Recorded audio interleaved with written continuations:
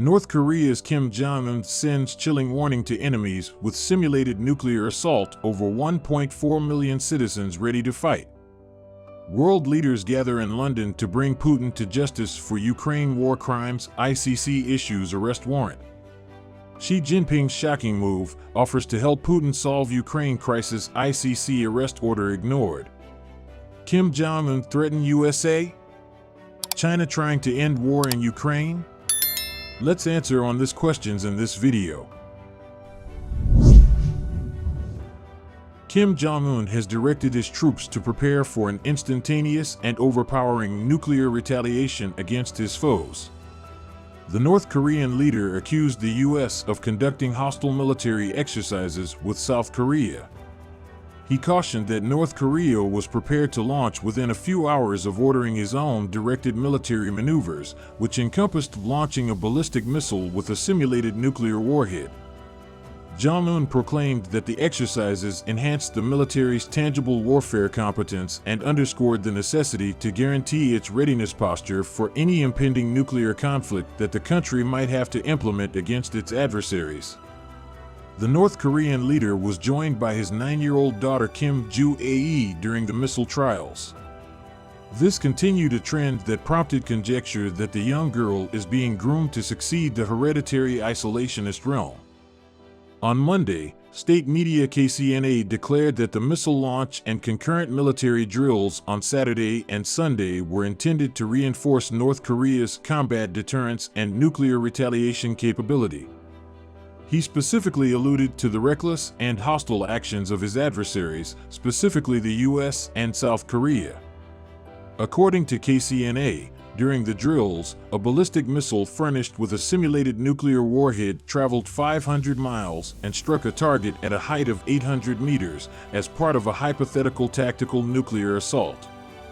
The current circumstances, in which the adversaries are becoming increasingly belligerent in their efforts for aggression against the DPRK, require the DPRK to substantially reinforce its nuclear deterrence, Kim stated.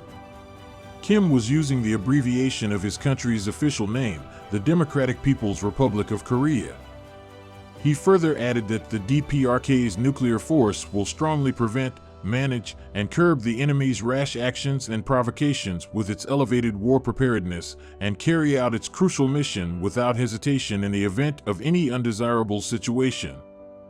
The exercises render the military of North Korea acquainted with any unforeseen situations and render them more completely prepared in their dynamic pose of initiating an immediate and overpowering atomic retaliation at any time.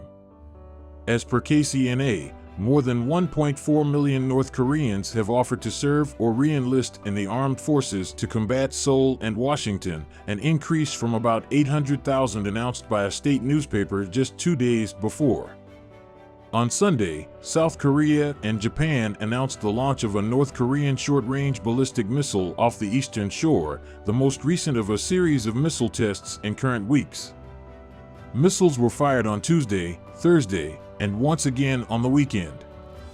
The Joint Chiefs of Staff of South Korea stated in a message that the missile fired from the northwestern region of North Korea on Sunday traveled across the country before touching down in the waters off its eastern shore.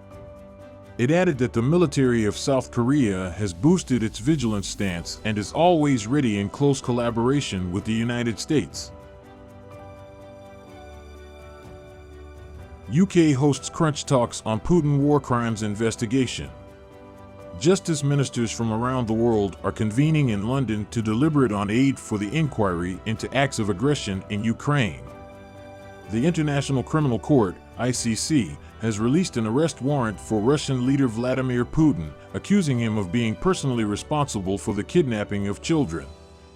This marks the primary warrant for the detention of a leader from one of the 5 permanent members of the United Nations Security Council. In a seeming act of rebellion, Putin purportedly conducted an unexpected trip to the occupied Ukrainian harbor city of Mariupol on Sunday, where he was recorded by Russian state media. The excursion to the Donbass area is believed to be his inaugural visit since the intrusion last year. The war crimes discussion will be held on Monday at Lancaster House and will be co-hosted by Netherlands Justice Minister Dylan Jesselga-Zegerius and Justice Secretary Dominic Raab. We are coming here today with one goal in mind: to punish war criminals accountable for the horrors done in Ukraine during this unjust, unwarranted, and illegal invasion, Raab stated. This year, Britain will increase its financial contribution to the court in The Hague, Netherlands, to £1 million. It is anticipated that other nations would offer financial and practical support. The Deputy Prime Minister said the UK will continue to assist the ICC with the resources, people, and experience to ensure justice is delivered.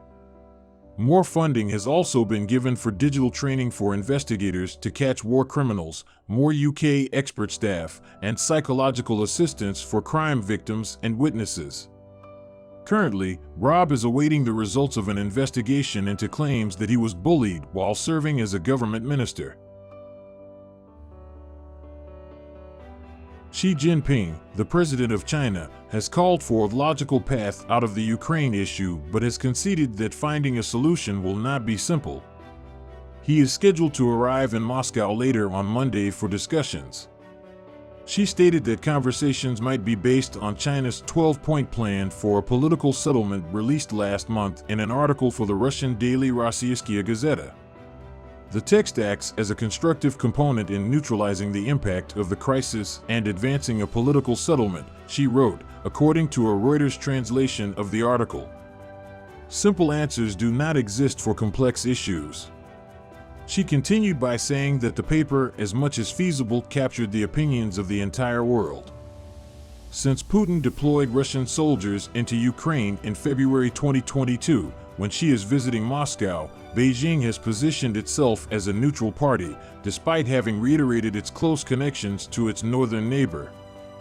The International Criminal Court, ICC, issued an arrest order for Putin last week, and the Chinese president will be the first head of state to meet with him since then.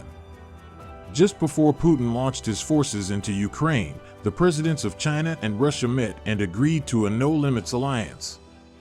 It is unclear if Xi was aware of Russia's intention to attack Ukraine, one of Beijing's key commercial partners. Xi has been aiming to depict China as a global peacemaker, suggesting that a solution out of the issue might be discovered if everyone is led by the concept of common, comprehensive, joint and sustainable security, and continued dialogue and consultations in an equitable, sensible, and pragmatic manner. Putin has expressed appreciation for China's willingness to take a constructive role in resolving the Ukrainian issue and has high expectations for their meeting on Monday.